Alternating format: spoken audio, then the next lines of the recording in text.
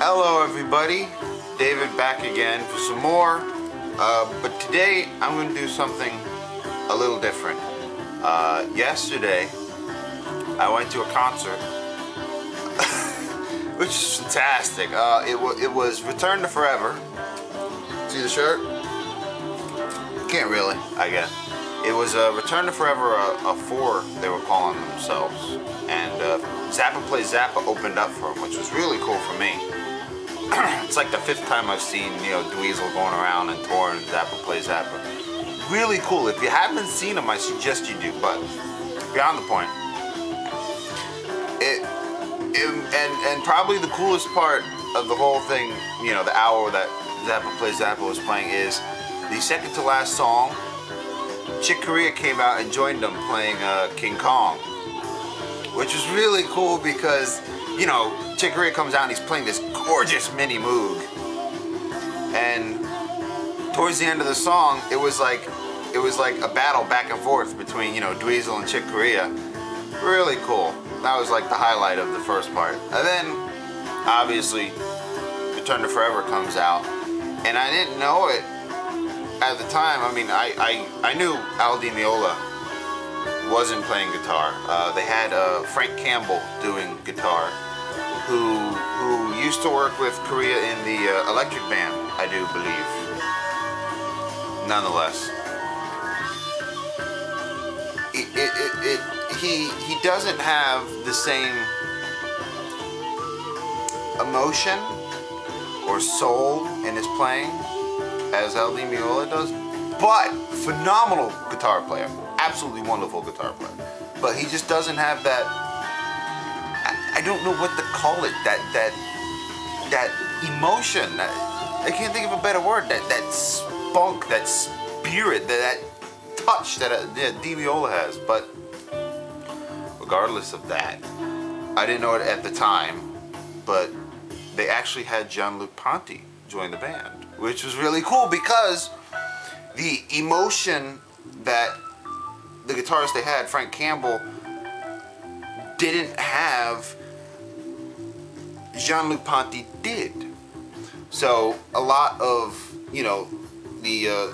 I guess you'd say, what would have been the guitar solos turned into Jean-Luc Ponty doing a violin solo, which was fantastic.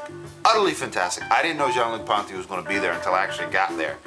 But you had, obviously, it was Chick Corea, Stanley Clarke, and Lenny White, who were like the 3 classic members of Return to Forever. And then Frank Campbell on guitar and Jean-Luc Ponty on violin.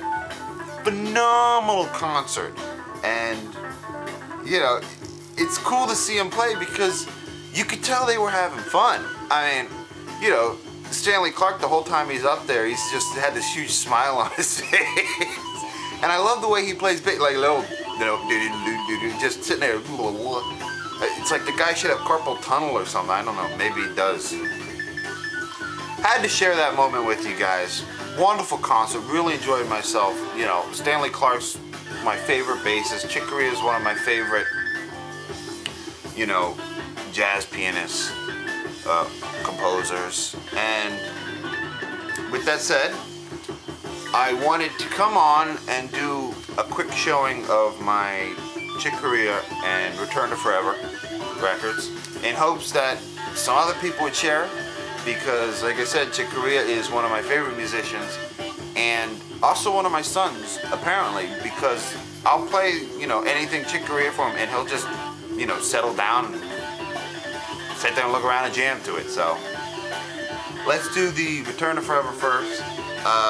The first Return to Forever record really isn't a Return to Forever record. It's a Chick Corea solo record. But it's kind of the one that started the band and where he got the name from.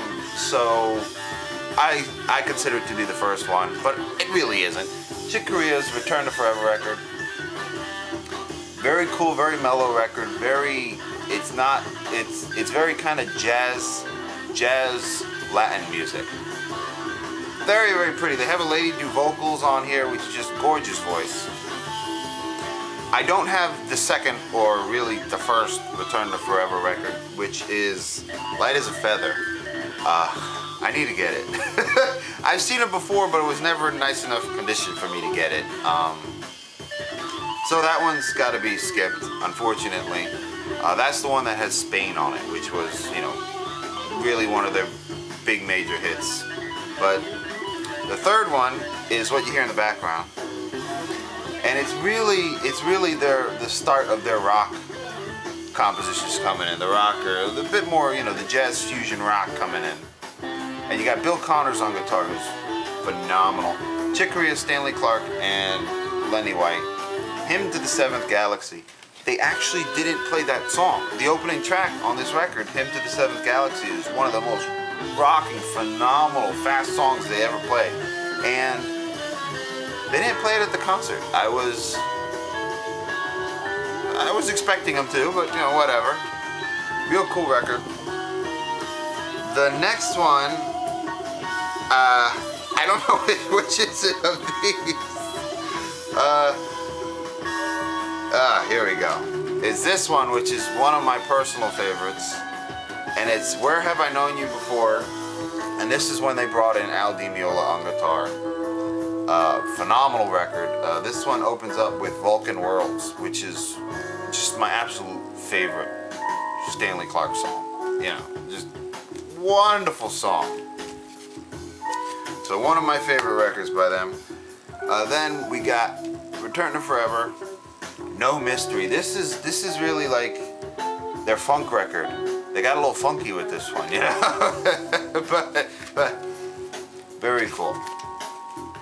Just for the sake of time, I don't like this being too long. You tell I'm not really talking too much about them, so I apologize. I could go on forever about these records, but this is their famous one, their big seller, and they went back more to rock with this one. You know, they got rid of the No Mystery. They got rid of the what's it called, the funk, and really went very rocky with this one. And there's a couple, there's one song by The Majestic Dance by Al Di Meola, which is very Di Meola-ish, you know?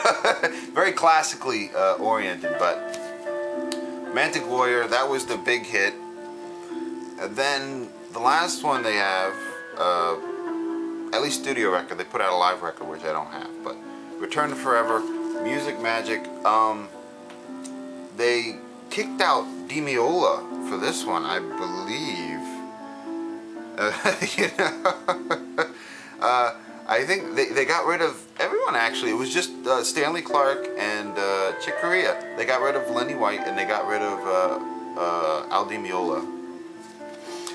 And they brought in like a lot of horns. This one had, you know, really cool horn section to it, but it really didn't have the feel that the other ones had, and that was the last Return to Forever, essentially. Now I'm going to jump into my Chick Corea solo records I have. And actually, I should say the Return to Forever I got in stores and online if I found them cheap. But the majority of my Chick Corea are actually like thrift stores and Goodwill finds. You know, they're very cheap. I haven't seen a lot of, you know, Chick Corea in stores. Or if I do, it's one I have. But these are in no particular order. Hold on. Sorry, I like that part. I make fun of myself. Let's buzz through these. Chick Corea, the Leprechaun. This is actually one that I got at a store. One of the few I got at a store. This one's very, very medieval sounding. Very classical, if you would. Cool record. One I really dig. This one is Crystal Silence. It's an ECM release. It's Gary Burton and Chick Corea. Gary Burton is a vibes player. Phenomenal. Love that guy. I have two things by him, I think. Other than this one. But this is one of the first I ever actually found. It's still in the shrink. I think it was like 50 cents at a thrift store. Something I was very thrilled about. This is another one. I just showed it. Tap Step. It found it at Goodwill for like $1, I think. Or no, it was a thrift store for $1. Really cool record. The Chick Corea Electric Band. I do believe this is one I bought at a record store. electric band. I've mentioned it before. It's always very cheesy sounding, but it's the production, you know, the 80s digital thing, whatever. Here's another one I got in a store, Chick Corea's Friends.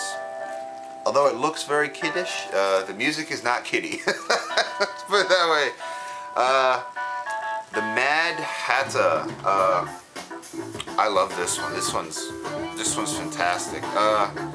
I guess, you know, you could almost call it a what you would like a concept album. Obviously, the Mad Hatter, sort of Alice in Wonderland. Here's another one I picked up at a store. It's the Griffith Park collection, and it's I want to say it's kind of a almost sorta a Return to Forever record, because you have Chick Corea on it, Stanley Clarke, and Lenny White on it, and they brought in you know, the fantastic, you know, Freddie Hubbard and the wonderful Joe Henderson for this one. But cool record, really like it. Almost sort of a Return to Forever collaboration.